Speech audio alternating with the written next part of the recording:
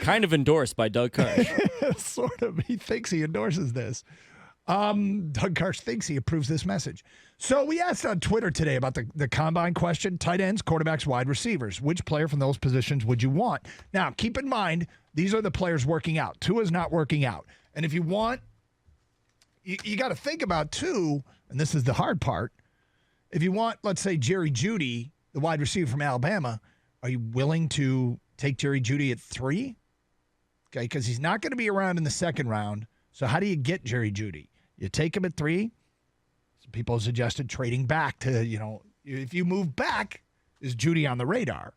You get a Kuda. If you give up your pick at 3, you get a Kuda with a free Jerry Jeudy. That kind of thing thrown in. Here's some of the feedback we've gotten. We do appreciate all your texts and tweets. This via Twitter from Taco Johnson Gator. From Taco Johnson? Yep, at Taco907. He writes in, Henry Ruggs' speed with Matthew Stafford's arm sounds like a fun combination. Here's my question. Henry Ruggs, you're not taking him at 3. And what are the odds that Henry Ruggs is going to be available in the second round? Henry Ruggs can be a guy that you get with your second first-round pick. And you'd have to have a second-round pick. But Henry Ruggs is a guy worth watching today. He made my list. Well, he's going to be fun to watch. Because of his elite speed. Yeah. This is your slot receiver. This is, if he ends up as a Detroit Lion, then you question why the hell they signed Danny Amendola. But Henry Ruggs, this is a 40 guy, by 40-yard dash guy, that people are talking about breaking the record. And the record was John Ross from Washington was at 4.22. Yes. Henry Ruggs wants to break that. So, Taco, yeah, I can see why you'd want him. The question is, how do you get him? From Nubs Get Dubs, my pick is KJ Hill from Ohio State in the third round. He's a tremendous speed guy and fits a need as Marvin Jones and Amendola will likely depart after 2020. I can see it. KJ Hill has definitely got some potential. He didn't make my list, but. No, I like KJ Hill a lot. You think about the Amendola signing, the $5 million contract that he got. I'm not sure I like that deal. It makes me feel like they probably won't use a high draft pick on a slot receiver, and they know that. And so they're like, we need a guy to keep the seat warm. We might have a project there that we draft later or a guy we get next year. But it makes me feel like the Henry Ruggs, KJ Hamler, KJ Hill possibilities aren't very high. What if they overpaid for him? They might have. They might have, but by how much? $500,000. Here's the thing.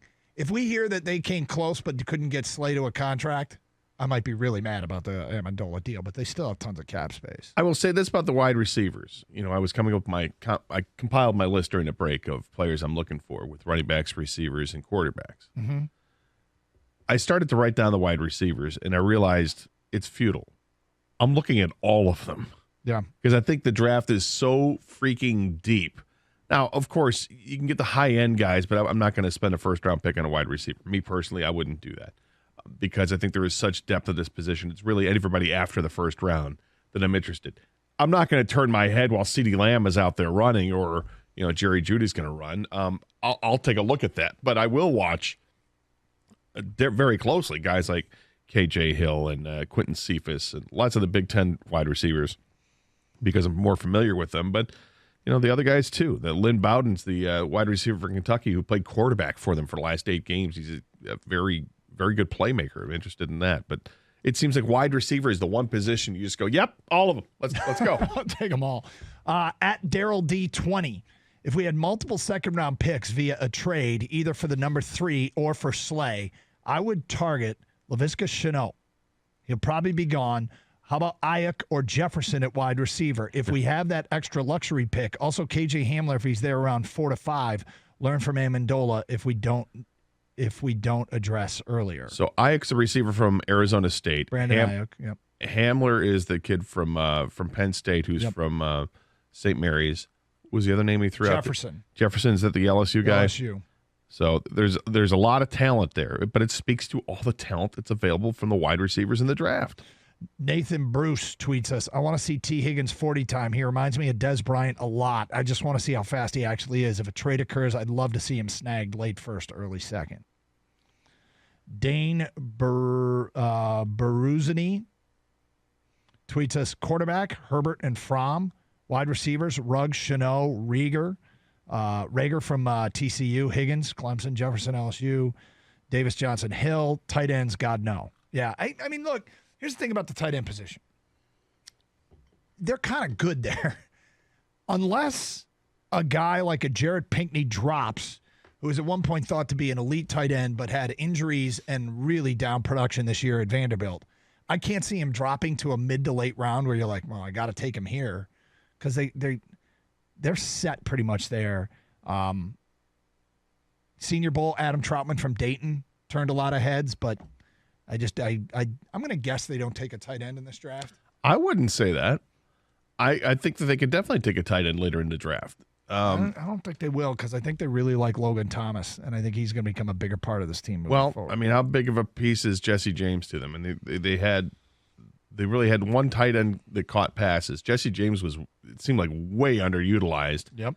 And I think they would welcome another tight end. I guess I don't know that they'd welcome one unless they're going to cut James if they can have cap savings. And we've seen them do that. Yeah, exactly. Yeah. I'd be floored if they took a tight end unless they were going to cut Jesse James, which, yes, we've seen them do this before.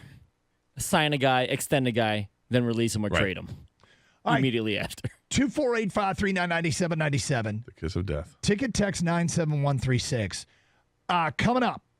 Teams called. Detroit said, no, we're not trading this guy. We'll tell you who it is today at 10:30 and at 10:35. What Khang said in the office that nobody believes. And this is going to be one of those ones. Is there anybody with him?